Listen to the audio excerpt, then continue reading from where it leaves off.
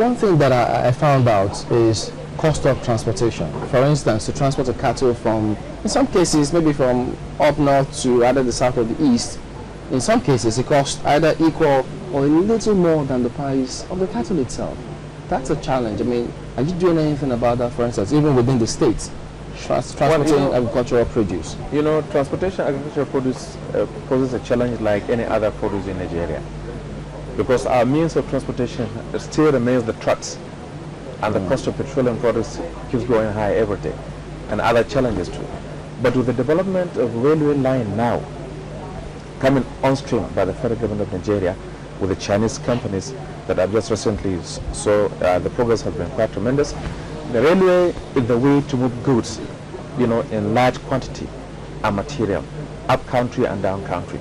So I'm very sure that in the next couple of years, when this railway system is very well established, then the cost of transportation of goods and services, I mean goods and materials, will now certainly come down.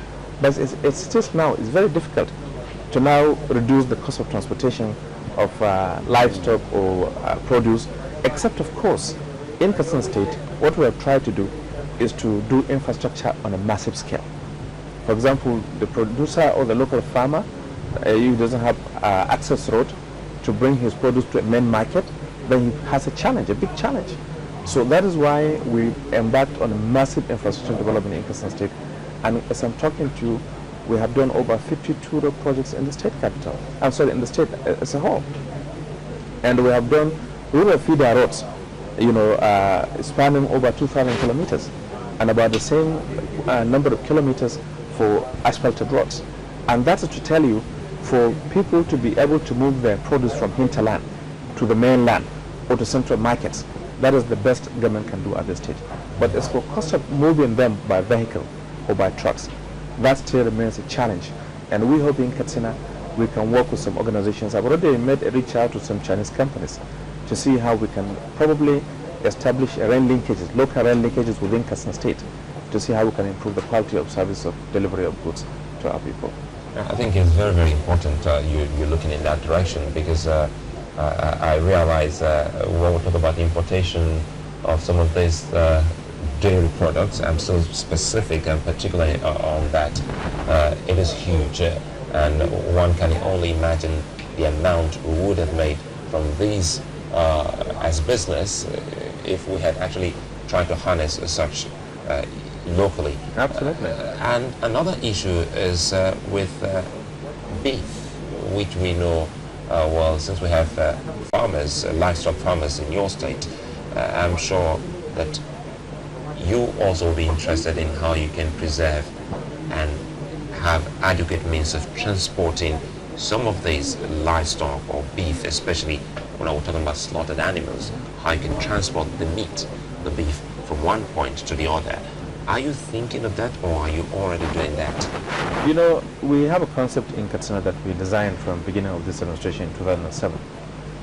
There are centers in Katsina that produce certain category of produce as far as agriculture is concerned. We have the Mayadua market that handles large herds of cattle and cattle market, and that is a potential point where we should set up, you know, a facility for meat processing and you know, freezing facilities for meat and dairy products. And we have a large grain center where the huge quantity of production of grains take place. That's in the southern part of Katsina, and Dandume is a candidate and a center for, you know, grains processing and grains marketing that can be established. In addition to that, we have a large variety of vegetables and fruits that are being produced in certain areas of Katsina. And you know, like if you take Jibia, or you take you know, areas around Katsina itself, that is why you can establish those kind of processing and marketing centers. In addition to that, we have moved a bit further in Katsina. We established a committee headed by former President of the Port Authority, Justice Muhammad Nasser, and quite a number of other agricultural experts, and they are put together a report so that we can bring back the marketing boards in Katsina. We used to have the Northern States Marketing Board, if you remember, where all these agri-produce, cotton, groundnut, and everybody remember the groundnut pyramids in Kano. Now we want to re-establish this marketing board in Katsina so that the farmer does not just produce, but is assisted with access to market, whether it is market within Katsina, or market within Nigeria, or market outside Nigeria. It's very important. So it's critical that we take a strategic look in Nigeria at re-energizing the marketing structure for agriculture and livestock produce. Because the farmer is encouraged oftentimes to produce certain category of crops, and then he is left with the crops after production without access to proper market or adequate pricing in the market. Every nation in the world is very serious about paying attention to farmers and their products, and we should not be left behind in doing that. Nigeria should come together and address this issue of establishing or re-energizing the market structure for farmers after they produce, and how we can process or even export and sell this product. Nigeria as a whole is a beautiful country. Our land is cultivable from 1st day of January to last day of December. There is no excuse for Nigeria not to feed the rest of Africa.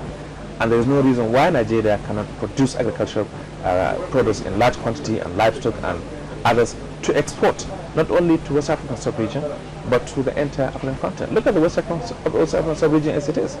16 nations region that has a population of about 250 million.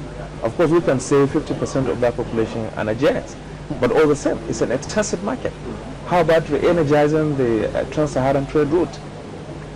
We can sell among ourselves in Africa, and we can as well export to Governor Shema, if we can feed the continent, then the question will be, what's hindering us from doing that?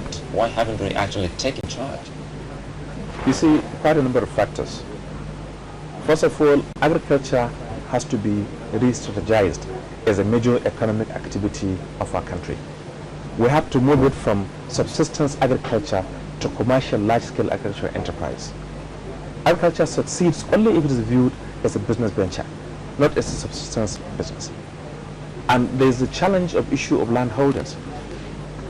Farmers invariably all over Nigeria do not have access to financing. And to do that, you need to break the cycle, to introduce a system where a farmer can acquire certification over a piece of land he has, and then he can access loan facility from financial institutions to expand his operations on his farmland. So we need to look at agriculture as a business venture and as a job creation establishment or approach. Anything short of that will not give us the kind of impetus we need to make agriculture what we want it to be able to export, to be able to sell abroad.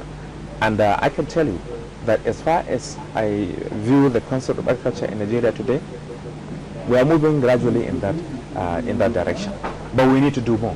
And all hands should be on deck for all avenues, or rather institutions of government, local, state and federal, so that there should be synergy among the three.